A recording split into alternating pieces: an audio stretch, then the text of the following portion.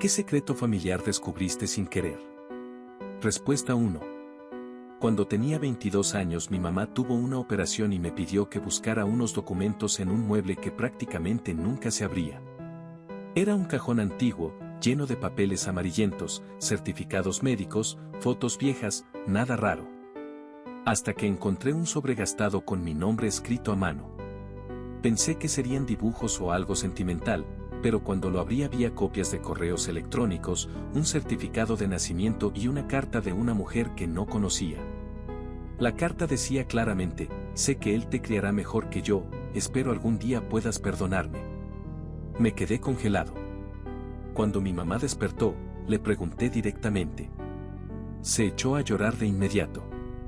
La verdad era que yo no era hijo biológico de ella, sino de su hermana, mi tía, que había tenido problemas de adicción durante años. Mi mamá y mi papá me adoptaron recién nacido, pero nunca legalmente, lo hicieron todo fuera del sistema para evitar que me mandaran a hogares temporales. Crecí pensando que aquella tía distante solo tenía mala suerte y un carácter difícil, pero en realidad era mi madre biológica que luchaba con su vida rota. Lo más fuerte fue enterarme de que ella intentó recuperarse varias veces, pero cada vez que recaía desaparecía meses enteros. Finalmente murió cuando yo tenía 15 años, sin que yo supiera quién era en realidad. Mi mamá me dijo que no me contó antes porque tenía miedo de que la dejara de ver como mi madre. Pero escuchar la historia me hizo quererla aún más. Nunca esperé que mi vida tuviera una capa oculta tan brutal. Respuesta 2. Durante años escuché a mi abuelo hablar con nostalgia de su mejor amigo de juventud, alguien llamado Mateo. Siempre decía que habían hecho cosas de las que no estaba orgulloso, pero jamás entraba en detalle. Cuando él murió, me ofrecí a ayudar a mi abuela a ordenar sus cosas y encontramos un baúl enorme lleno de diarios personales. Uno de esos diarios narraba un episodio que nadie en la familia conocía. Mi abuelo y Mateo habían participado en un incendio provocado. Eran chicos de 17 años que querían darle un susto a un tipo que los tenía amenazados, un hombre que manejaba negocios turbios en el barrio. Pero el fuego se salió de control y consumió toda una casa. Ellos no sabían que el hombre tenía una hija escondida dentro, una niña pequeña que murió en el incendio. Mi abuelo contó en sus diarios que Mateo, incapaz de vivir con la culpa, se entregó a la policía y cargó con toda la responsabilidad. Nunca delató a mi abuelo. Pasó más de 20 años en prisión. Cuando salió, no quiso volver a verlo. El diario terminaba diciendo: Mateo murió siendo inocente. Yo maté a alguien y viví como si nada. Mi abuela me suplicó que nadie más supiera eso. Me quedé con la historia atorada, porque ahora cada vez que pienso en mi abuelo veo a un hombre que amé, pero también a un joven que arruinó una vida para siempre y nunca pagó por ello. Respuesta 3. A los 19 me ofrecí para digitalizar las cintas VHS viejas de mi familia. Pensé que vería cumpleaños, navidades, cosas normales. En una cinta sin etiqueta encontré algo extraño. Era una filmación de mi papá discutiendo con una mujer embarazada en un estacionamiento. La cámara estaba escondida. Se les veía tensos, casi desesperados. La mujer le gritó: no voy a mentir más. No voy a fingir que no existes. La cinta terminaba abruptamente en medio de la pelea. No pude dormir, así que al día siguiente lo enfrenté. Me confesó que él sí había tenido otra relación antes de mi mamá y que esa mujer estaba embarazada de él. Pero el embarazo terminó mal y el bebé nació sin vida. La mujer lo culpó, diciendo que él la había estresado al punto de causarlo, y lo amenazó con destruir su carrera. Mi papá, aterrorizado, la grabó para protegerse si ella decidía acusarlo de algo. Esa cinta la guardó como un recordatorio de que la verdad siempre sale, pero decidió nunca decírselo a mi mamá porque temía que ella se sintiera como un reemplazo de la vida que había perdido. Después de saberlo, entendí por qué mi papá siempre se ponía nervioso cuando hablaban de embarazos. Era algo que nunca superó. Respuesta 4. Mis papás siempre me dijeron que mi hermano mayor había muerto al nacer. Nunca había una foto. Nunca un documento. Nada. Cuando mi mamá estuvo hospitalizada, me pidió que buscara su cartera y dentro encontré un carnet antiguo de mi supuesto hermano muerto. Tenía unos ojos que se parecían demasiado a los míos. Mi papá, cuando lo confronté, me dijo la verdad entre lágrimas: mi hermano no murió. Lo dieron en adopción porque en ese tiempo estaban en una situación económica horrible y mi papá había caído en deudas con gente peligrosa. Pensaron que era mejor entregar al bebé antes de que creciera en un ambiente violento. Lo más fuerte no fue saber que tenía un hermano vivo. Fue descubrir que mi mamá, durante décadas, fingió haberlo perdido solo para evitar juicio. Os de la familia, porque a una madre decente no se le perdonaba dar a un hijo en adopción. Desde ese día, cada año, para su cumpleaños, ella deja una vela prendida en la ventana. Respuesta 5. Mi abuela siempre fue extremadamente estricta, especialmente con mis tías mujeres. Nunca entendí por qué. De hecho, siempre pensé que solo era una persona conservadora. Cuando ella murió, encontramos una caja con cartas que ella nunca envió. En esas cartas hablaba de un embarazo que tuvo a los 15 años, producto de una relación forzada con un hombre del vecindario. Su familia la obligó a ocultarlo, a parir en secreto y entregar al bebé. La metieron en un convento temporal para que nadie sospechara. Lo más desgarrador es que una de las cartas estaba dirigida a mi pequeña hija, explicando que nunca la olvidó. Allí decía: te criarán como si nunca hubiera salido de mí. Para ellos no tengo derecho ni a llorarte. Esa hija era mi tía. Nunca supo que mi abuela era su madre biológica. Hasta hoy, mi familia está dividida entre contárselo o no. Respuesta 6. A los 16 años yo creía que mi familia era bastante normal hasta que un día escuché a mi papá discutiendo por teléfono. Repetía una y otra vez: no voy a mentir más, él tiene que saberlo. Cuando entré a la sala, colgó de golpe. Esa noche me dijo que tenía algo que confesarme: él no era mi padre. Al menos, no biológicamente. Mi mamá había tenido una relación fugaz antes de casarse, y cuando quedó embarazada, el tipo desapareció. Mi papá decidió criarme igual porque ya estaba enamorado de mi mamá y no quería que yo creciera sin padre. La parte fuerte vino después. Mi padre biológico había muerto hacía años, y tenía otra familia. Y esos hijos, mis medios hermanos, llevaban años buscando a personas que compartieran su ADN porque uno de ellos tenía una enfermedad genética grave. Resulta que yo podría ser compatible para donarle médula.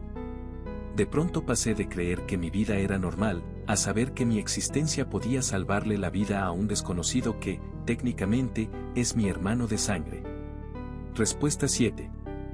Durante una reunión familiar escuché por accidente a mis tías hablando de que el tío Jorge nunca debió volver. Yo pensé que hablaban de un viaje, pero luego escuché palabras como rehabilitación, carpeta médica y lo del niño.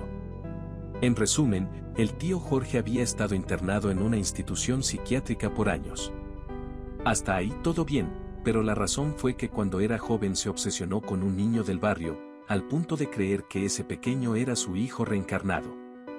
Llegó a seguirlo, tomarle fotos, e incluso intentó llevarlo a su casa para protegerlo. La familia logró evitar que todo se hiciera público y lo internaron. Cuando salió, decidieron borrar toda esa historia para que no cargara con un estigma de por vida. Ahora entiendo por qué siempre lo trataban como si fuera frágil o peligroso al mismo tiempo. Respuesta 8. Mi papá siempre me dijo que su papá murió en un accidente laboral. Un día encontré en internet, por pura casualidad, una noticia antigua con su nombre. No era un accidente, mi abuelo había muerto en un asalto a mano armada, y él era uno de los asaltantes. Era parte de una banda que robaba maquinaria agrícola y un día el robo salió mal. Mi papá, con solo 12 años, tuvo que declarar ante la policía y luego su familia lo obligó a mentir para proteger la reputación de la madre. Cuando se lo pregunté, se derrumbó. Me dijo que toda su vida trató de ser el más recto de la familia para no repetir los errores de su padre. Fue como si de pronto entendiera por qué mi papá siempre tuvo tanto miedo de que yo me juntara con gente conflictiva. Respuesta 9. Encontré un álbum de fotos donde mis abuelos aparecían con un bebé que no era ninguno de mis tíos. Le pregunté a mi abuela y su reacción fue tan fuerte que supe que había tocado algo delicado. Ese bebé era su hijo mayor, pero lo entregaron recién nacido porque nació con una condición grave y en esa época los doctores recomendaban internarlos para siempre. Mi abuela lloraba diciendo, yo no quería dejarlo. Me obligaron. Dijeron que sería lo mejor para todos. Ella creyó que había muerto años después, pero la verdad era que estaba vivo, en una institución. Y nunca lo fue a ver porque sentía que no tenía derecho. Una semana después de que me contó la historia, lo fuimos a visitar. Ya era un hombre mayor. No hablaba, pero se le iluminó la cara cuando vio a mi abuela. Respuesta 10. Mi familia siempre tuvo una especie de regla no escrita, nunca mencionar al primo Daniel. Era como si no existiera. Yo pensé que era un tema de peleas familiares, hasta que un día, limpiando la casa de mi bisabuela, encontré cajas con recortes de periódicos donde aparecía Daniel. Había sido arrestado por un caso de desaparición en los 90. Era menor de edad en ese momento, así que los detalles se ocultaron. Nunca lo condenaron por falta de pruebas, pero quedó marcado para siempre. La familia decidió borrar su existencia para evitar el estigma. Lo que realmente me sacudió fue que encontré su diario personal. Ahí contaba que no había cometido el crimen, pero sabía quién sí lo hizo, su propio mejor amigo. Lo protegió por miedo, por lealtad equivocada, y terminó arruinando su vida. Desde entonces no supe si compadecerlo o temerle. Respuesta 11. Una vez una compañera de trabajo, con la que apenas hablaba, me contó algo que todavía me deja helado. Estábamos almorzando solos en la sala y, de la nada, empezó a decir que cuando era chica tenía un amigo imaginario que la acompañaba a todas partes. Hasta ahí, normal. Pero después me dice que con los años se dio cuenta de que ese amigo no era imaginario. Según ella, lo veía siempre igual, un niño de unos 8 años, con ropa antigua y mojado, como si recién hubiese salido de un río.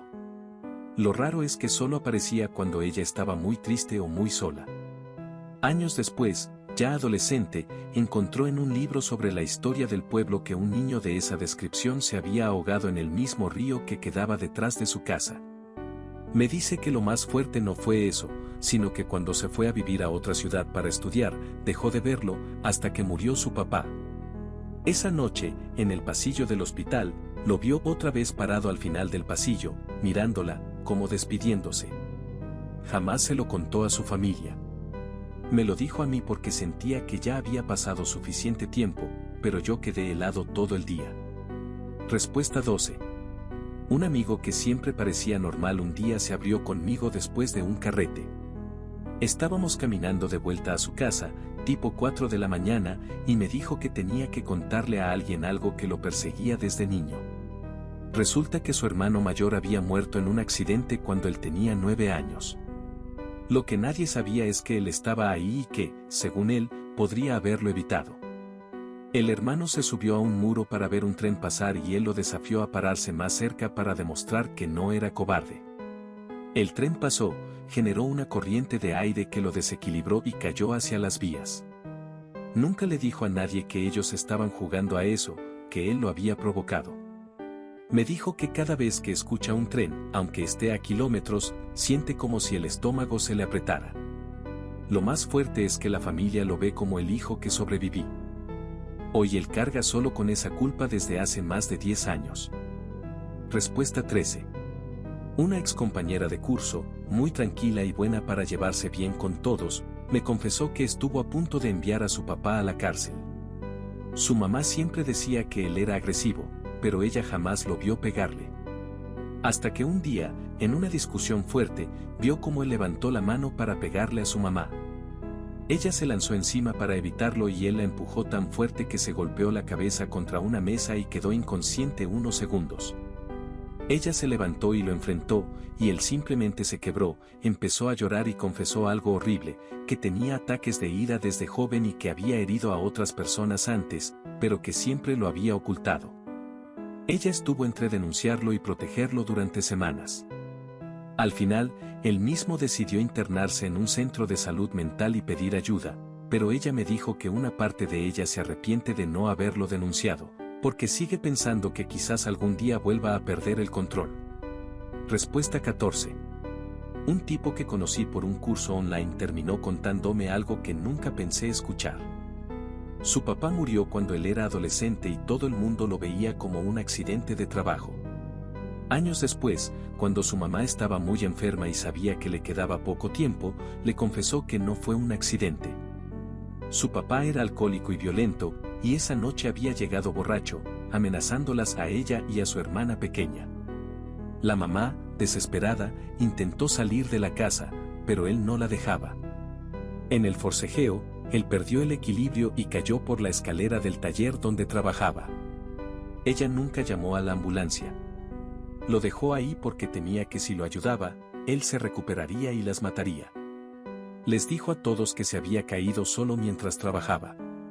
Lo contó llorando, no para justificarse, sino para que su hijo supiera por qué siempre había tenido terror a los gritos y a los portazos.